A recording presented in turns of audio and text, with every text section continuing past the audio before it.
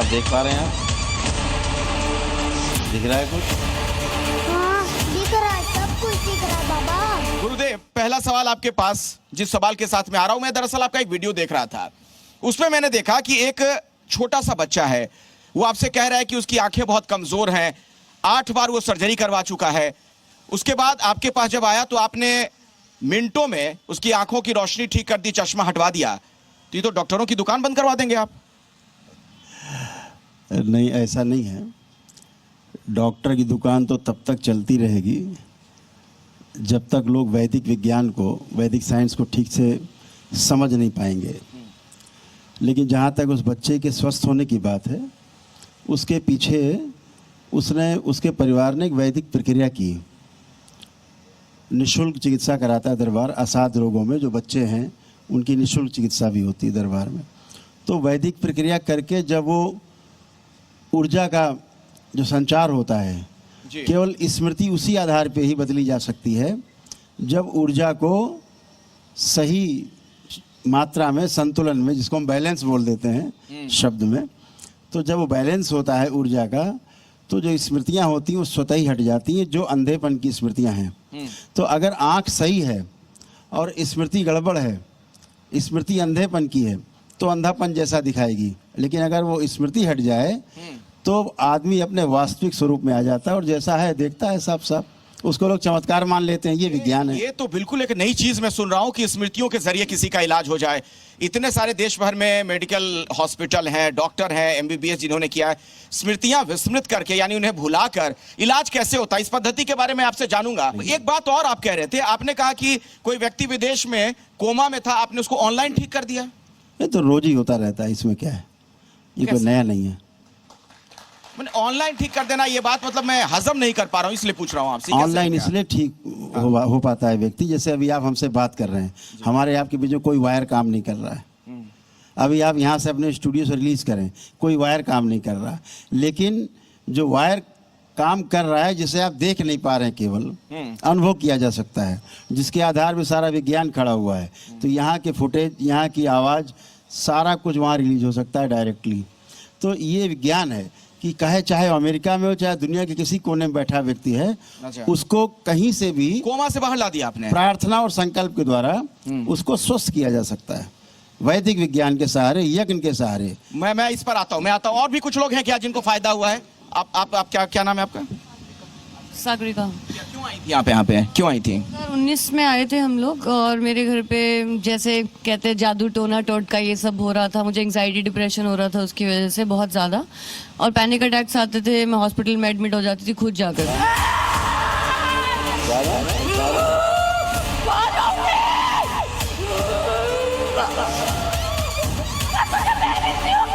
इसकी दाहिनी आंख फोड़ दी जाए। हम तांत्रिकों के पास, मौलवियों के पास, हम कहाँ नहीं गए। हमने बहुत पैसा खर्च किया है, बहुत साल। फिर कहीं से यूट्यूब से पता नहीं भगवान की कैसे बाबा की कृपा हुई कि हमें गुरुदेव मिले। हम 2019 में यहाँ पे आए थे। हमने 9 हवन किए सबसे पहले। उस टाइम पे 1 डे हवन तो था भी नहीं, और हमने 9 हवन किए, उससे हमें थोड़ा थोड़ा फायदा हुआ। लेकिन उसके बाद जब जैसे ही 1 डे हवन किया, उसके बाद सब कुछ खत्म हो गया। मतलब करौली सरकार भूत प्रेत भी भगा देते हैं? भूत प्रेत होते नहीं है। अच्छा, ये इल्यूजन है। हाँ। स्मृतियां हैं। हाँ। हमारी स्मृतियां हमें परेशान करती हैं। हमारे पूर्व जन्मों की स्मृतियां जो हैं, वो भूतकाल की स्मृति हमने शॉर्ट में भूत कह देते हैं। जैसे बच्चे आजकल कहते हैं नहीं ब्रदर, तो ब्रदर नहीं कहते, हाय ब्रो। तो ऐसे ही भूत प्रेत जो एक नाम दिया गया, भूत नाम दिया गया, भूतकाल की स्मृतियां हैं जो हमें तंग करती हैं। हमारी स्मृतियों पर वो काबू करती हैं, दूसरों की स्मृतियां, और हमें लगता है कि हम अनियंत्रित हैं। और जो ढोल ढगोसले वाले लोग हैं, जो तमाम तरह के लगा करके जादू टोना, ढोंग ढगोसला वाला काम, इनकी अज्ञानता का फ़ायदा उठाते हैं।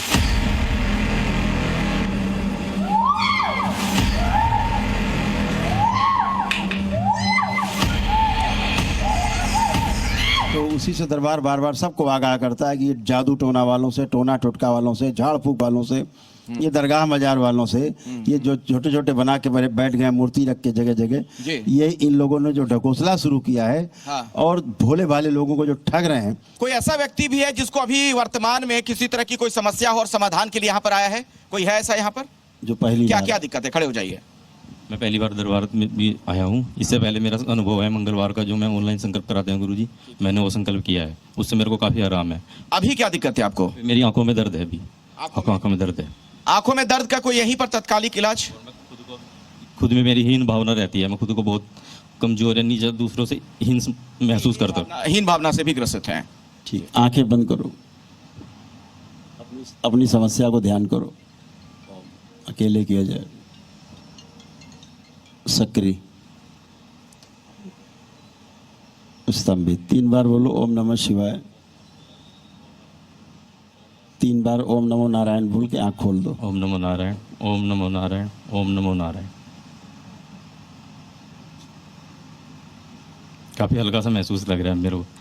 मैं अब कोई आंखों में कष्ट, आंखों में कष्ट भी नहीं है अभी। मैं कोई काफ़ी हीन भावना चेक करो, अपनी इंफीरियरिटी कॉम्प्लेक्स। अभी ऐसा महसूस नहीं कर रहा हूँ मैं अभी, ठीक है, अभी कभी आराम है मेरे को। पहले आपने क्या किया?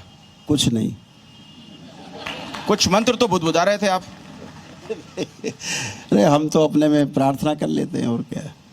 प्रार्थना करके उसी से ठीक कर दिया आपने? उसकी प्रार्थना पहले से है, अच्छा। इसलिए वो स्वस्थ हुआ है। अब जैसे मान लीजिए फर्ज करिए किसी को कैंसर है, तो कैंसर में तो जो सेल्स हैं बहुत तेजी के साथ बढ़ने लग जाते हैं। कोई बड़ा जख्म हो गया, किसी के शरीर में कहीं पर कोई गांठ हो गई, वो बढ़ता जा रहा है, तो उसको ठीक स्मृतियों से कैसे कर देंगे? वो तो बिना ऑपरेशन किए या बिना रेडिएशन दिए, बिना कीमोथेरेपी के कैसे ठीक हो जाएगा? देखिए, दरबार इस पर काफ़ी रिसर्च कर रहा है, काफ़ी इस पर शोध कर रहा है, और इसमें बहुत सकारात्मक परिणाम है वैदिक प्रक्रिया के द्वारा। दरबार में ऐसे हजारों लोग हैं जिनको डॉक्टरों ने मना कर दिया, बड़े बड़े अस्पतालों ने देश के मना कर दिया, उनका नाम नहीं लेना चाहेंगे, तो वो स्वस्थ हैं, आज जिंदा हैं। जिंदा है? जिंदा है, बिना औषधि के बड़े जिंदा अस्पतालों है। ने कह दिया कि नहीं बच पाएंगे। हाँ, बहुत से हमारे दरबार में बहुत लोग आपको मिलेंगे अच्छा। जो स्वस्थ हैं, कैंसर समाप्त हो चुका, जिनका नील है। मेरे पापा, उनको तो 4th स्टेज का कैंसर बता दिया था, वो तो बिल्कुल ही ठीक हो गए। मेरा बच्ची के SMA टाइप 3 बीमारी से जूझ रही है। हम बहुत जगह बाबा किए। फिर 3 बार बोलिए ओम नमः शिवाय। ओम नमः शिवाय, ओम नमः शिवाय, ओम नमः शिवाय। हाथ ऊपर उठाई, दोनों हाथ उठाई ऊपर दोनों। ठीक, वेरी गुड। पॉजिटिव फील कर रहे हो? ठीक है, आप अच्छे हो गए। कहाँ का कैंसर हो गया था? क्या हुआ था? गांठ होती है ना जो हमारे टॉन्सिल्स होते हैं, इसमें ही कैंसर बन गया। हेड एंड नेक वाला जो होता है? फिर डॉक्टर ने बोला कि 2 महीने का टाइम है, 4th स्टेज है, तुम जाओ। मैंने कहा कुछ नहीं करना, तुम यहाँ आ जाओ और अर्जी लगाओ। 5 अर्जी लगाई उन्होंने, दरबार की कोई प्रक्रिया भी नहीं करी। क्या नाम है पिताजी का? विनोद चौहान। उनके सारे कागजात वगैरह आपके पास हैं जो आपने पेट स्कैन वगैरह करवाया होगा? हाँ, वो यहाँ नहीं है, मेरे पापा के पास है। सब है आपके पास? रहते हैं ना, वो आ नहीं पाए। डॉक्टर ने कह दिया नहीं बचेंगे। ये यकीन नहीं हो रहा है मुझे, ये कैसे हो सकता है? फिर ये जो इतनी पढ़ाइयाँ जो डॉक्टर्स कर रहे हैं, विदेशों में जाते हैं, इतनी मेहनत करते हैं, कई सालों की डिग्री लेते हैं, वो ठीक नहीं कर पाते कई बार ऐसी असाध्य बीमारियों को। वो बेचारे इस विद्या को नहीं जानते ना। कुछ मंत्र वगैरह भी तो फूकते होंगे आप कुछ? हम तो बता रहे हैं ना। हाँ। सबसे बड़ा मंत्र है आस्था और विश्वास। इससे बड़ा कोई मंत्र नहीं है। पति पत्नी में आपसी शारीरिक संबंध स्थापित ना करने की इच्छा होने की स्मृतियां। बिल्कुल, OCD, ऑब्सेसिव कंपल्सिव डिसऑर्डर जो है, उसके कारण पति पत्नी में बिलगाव पैदा होता है, एक दूसरे को देखना नहीं चाहते, बात नहीं करना चाहते, और तलाक तक पहुंच जाते हैं। तो आप तो तलाक भी नहीं होने देते होंगे फिर? बिल्कुल नहीं होता है। जब वो प्रार्थना संकल्प कर लेते हैं दरबार से, तो तलाक खत्म हो जाता है। वो पीछे देखो, आगे वो उधर देख, कुछ कहना चाह रहे हैं शायद वो। क्या क्या आइए, भाग के आइए, इधर आइए, दौड़ के आइए। तब तो कोर्ट कचहरी वाला काम भी आप ही क्या हो जा रहा है? नहीं, वो सब अभी तक संकल्प तो से हो डॉक्टरों जाता की है, बात हम लोग प्रार्थना कर रहे से। थे। हाँ, सब क्या लोग मंदिरों में जाते हैं, प्रार्थना करते हैं, तो दरबार में कर लेते हैं। 2009 में शादी हुई थी, फिर हमारा केसेस चला तलाक का, लेकिन वाइफ आ गई, हमारे फिर भी झगड़े रहने लगे। लेकिन गुरुजी से तलाक का मुकदमा दायर हो चुका था अदालत में, कागज वागज हैं उसके? अच्छा। वो चली है तारीख, वो महिला हेल्पलाइन वगैरह में, लेकिन अब सब ठीक है। मैं जब आई थी तो मैं बहुत बुरी हालत में थी, एंजाइटी थी और मानसिक। नहीं, आप ही दोनों पति पत्नी है ना जिनका तलाक होने वाला था, जो बात ये कह रहे हैं? दरबार को मानते भी नहीं थे पहले। अच्छा। बहुत झगड़ा होता था, बहुत मार पिटाई थी और मानते भी नहीं थे दरबार को। तो मुझे तो गुरुदेव आप क्या काउंसलिंग भी करते हैं? नहीं, हम कोई बात ही नहीं करते। मिले भी बस 1-2 बार है ये हरिद्वार में। ये अभी कानपुर भी कोई प्रक्रिया नहीं की इन्होंने, मैंने तो की भी, दंडवत वगैरह किए मैंने, और कुछ भी नहीं किया, बस गुरुदेव से मिले। दरबार की प्रक्रिया इन्होंने की है, दरबार की प्रक्रिया इन्होंने की है, स्वस्थ पति हो गए। तो फिर इस तरीके से जब आप इलाज करेंगे तो कुछ लोग आप पर आरोप लगा देते हैं, कहते हैं कि ये तो वैसे ही। उनका काम विचारों का आरोपी लगाना, उनको लगाने दो। नहीं, मैं अनिरुद्धाचार्य जी की बात कर रहा हूँ। याद होगा आपको, अनिरुद्धाचार्य जी ने बाकायदा कहा कि एक दंपत्ति को आप लोगों ने ठगा, बेवकूफ बनाया गया, उससे पैसे लूट लिए गए। ऐसा है ना, कि जिसके पास जितनी बुद्धि है वो तो बेचारा उतना ही काम करेगा, उतनी बात करेगा, क्या करोगे उसका? उतनी बुद्धि है उनके पास। फर्जीफिकेशन, ये फर्जी बाबा, फर्जी टाइप के लोग काम करते रहते हैं, उनका भी वो धंधा चल रहा है। अनिरुद्धाचार्य को आप फर्जी बाबा कह रहे हैं? और क्या कहेंगे इसके लिए? जो बिना प्रमाण के कोई बात करे, यहाँ आपको प्रमाण मिल रहे हैं कि नहीं मिल रहे? यहाँ आपको हर चीज का प्रमाण मिल रहा है कि नहीं मिल रहा है?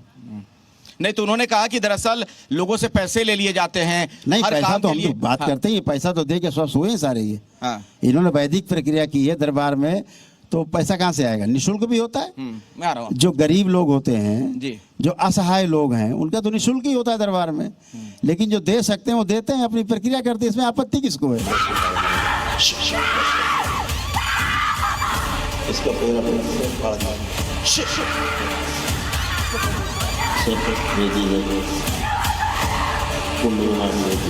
नेता लोग तो आते होंगे आपके पास कि भाई इतने पैसे ले लो, रख लो आप चंदे के तौर ये सब पर। बातें हम बड़े लोग, व्यवसायी आते हमारे होंगे। पास ऐसा कोई नहीं आता। कोई नहीं आता है? किसी के संपर्क में, ऐसे लोगों के संपर्क में नहीं रहते आप? नहीं, मैं जरा नेताओं के संपर्क में कम रहता हूँ। अच्छा, लेकिन आप साधु संतों को भी नहीं छोड़ते हैं। अनिरुद्धाचार्य को आपने सड़क छाप कह दिया। नहीं, हम साधु संतों का सम्मान करते हैं, चरण वंदन करते हैं, दंडवत करते हैं उनको, हमेशा करते हैं। तो उनको सड़क छाप क्यों कहते हैं आप? जो है सड़क छाप वो सड़क छाप ही रहेगा। नाराज हैं आप उनसे? नहीं, हम उससे क्यों नाराज होंगे? हम अपने एनर्जी को वेस्ट करेंगे नाराज होके? गुस्से में लग रहे हैं आप? नहीं, गुस्सा नहीं है, गुस्सा हम इन पे नहीं होते। गुस्सा हमारा जो होता है वो नकारात्मक एनर्जी के ऊपर होता है। अनिरुद्धाचार्य जी एक अच्छे इंसान है, स्मृतियाँ अच्छी नहीं है। अगर दरबार उनकी वैदिक प्रक्रिया करा दे तो उनका जो मानसिक संतुलन एकदम ठीक हो जाएगा। फिर वो कभी किसी बच्ची को, किसी महिला को, नारी शक्ति का अपमान नहीं करेंगे। ये बिल्कुल पक्का तय है। वो 4 जगह मुंह मारने वाली बात जो उन्होंने कह दी थी, अब उनको अफसोस तो होता ही होगा, इस बात को कह तो दिया उन्होंने, क्षमा मांग लेनी चाहिए, बात खत्म हो जाए। इसमें कौन सा बड़ा काम है ये? माँ का हृदय बहुत विशाल होता है। हमारे देश की हर बच्ची सब माँ है, माँ की शक्ति है, माँ का प्रतिबिंब है। माँ बहुत दयालु है, माँ बहुत ही ममत्व है उसके अंदर है। नहीं तो केवल क्षमा मांग लेने क्षमा कर देती है। वो तो ये कहते हैं कि मेरी बात को गलत तरीके से समझा गया, मैंने गलत कहा तो नहीं ठीक था। है ना, वो सही समझा दे सबको, और क्या है? आपसे कभी बातचीत होती है? नहीं, मेरी बात नहीं होती है, ऐसे ही चलते फिरते भेंट है, लेकिन मेरी बात नहीं होती। कभी तो साधु संतों के समागम में टकरा जाते होंगे? हाँ, टकराते नहीं है, बच के निकल जाते हैं। आप निकल जाते हैं बच के, या वो निकल जाते नहीं, हैं? हम तो बैठे रहते हैं। अनिरुद्धाचार्य आपसे बच के निकल जाते हैं? सभी से बच के निकलेगा आदमी अगर कोई गलत बात करेगा। तो स्मृतियां कहाँ से ठीक होंगी? मदरसों से ठीक होंगी जहाँ बच्चे जाते हैं? नहीं, मदरसों से कहाँ ठीक हो रही, गड़बड़ हो रही है। जब गड़बड़ पढ़ाई कराओगे, देश के विरुद्ध कोई आप उन्हें सिखाओगे, बताओगे, चर्चा करोगे उनसे, तो उनमें वही भावना जाएंगी, वही स्मृतियां जाएंगी। आप देश प्रेम की बात करोगे तो देश प्रेम की स्मृतियां आगे रहेंगी। तो लेकिन उन स्मृति वालों को क्या कहिएगा? जैसे खबर आई कुछ दिन पहले पश्चिम बंगाल से, वहां पर हुआ कि भाई एक हुमायूं कबीर हैं जो कि एमएलसी के नेता हुआ करते थे, टीएमसी के, तो उन्होंने कह दिया कि भाई हम यहाँ पर बाबरी मस्जिद बनाएंगे, उसकी नींव भी रख दी। देखो, वो बेचारे मानसिक बीमार हैं, उन्हें पता नहीं है ये सनातनियों का देश है, और वो तो एक जगह बनाएंगे मस्जिद। यहाँ हर घर में मंदिर है, ऐसा कोई घर नहीं जिस घर में मंदिर नहीं है, और इनका एक भी घर ऐसा नहीं जहाँ मस्जिद हो। समझ गए आप? तो ये स्मृतियाँ हैं, ये बेचारे परेशान हैं, पागल हो गए हैं वो, तो उनका पागलपन का इलाज होना चाहिए। हुमायूं कबीर को कुछ यहाँ से आप बताएंगे, कुछ मंत्र यहाँ से अगर आप उनको? बेवकूफ़ लोगों के लिए कोई संदेश नहीं है। फिर भी कुछ एक अगर आप यहाँ से संदेश देना चाहें अपने मंत्र के माध्यम से? संदेश देना चाहेंगे कि जो भारत का संविधान उसके दायरे में रहना चाहिए, लोगों की भावनाओं से खिलवाड़ नहीं करना चाहिए। हुमायूं कबीर के दिमाग को ठीक करने के लिए कुछ यहाँ से अगर आप आ जाए, वैदिक प्रक्रिया कर ले, ठीक हो जाएंगे। मेरा इतना ही कहना है, उन बातों से बचना है जिससे देश में किसी प्रकार की वैमनस्यता आपस में पैदा हो, आपस में धार्मिक कटुता पैदा हो, इनसे बचना है। आप बना रहे हैं, अच्छी बात है, ये इसमें क्या आपत्ति है? घुसपैठ आपको लगता है कि कोई बड़ी समस्या है अपने देश के सामने? बहुत बड़ी समस्या है। घुसपैठ तो इस देश का नासूर है। तुष्टीकरण के कारण, वोट की राजनीति के कारण हमारे देश के कुछ ऐसे राजनीतिक दल जिन्होंने देश के सम्मान को बिल्कुल किनारे कर दिया और घुसपैठियों को स्थान नहीं दिया, सम्मान दिया उनको, और उनको अपने लिए उसका दुरुपयोग किया। तो ऐसे घुसपैठियों को तो उठा के बॉर्डर उस पर फेंक देना चाहिए बगैर पूछे। उत्तराखंड में एक लैंड जिहाद के तौर पर भी कहा जा रहा है कि बहुत बड़ी समस्या है लैंड जिहाद, जमीन पर कब्जा किया जा रहा है जगह जगह।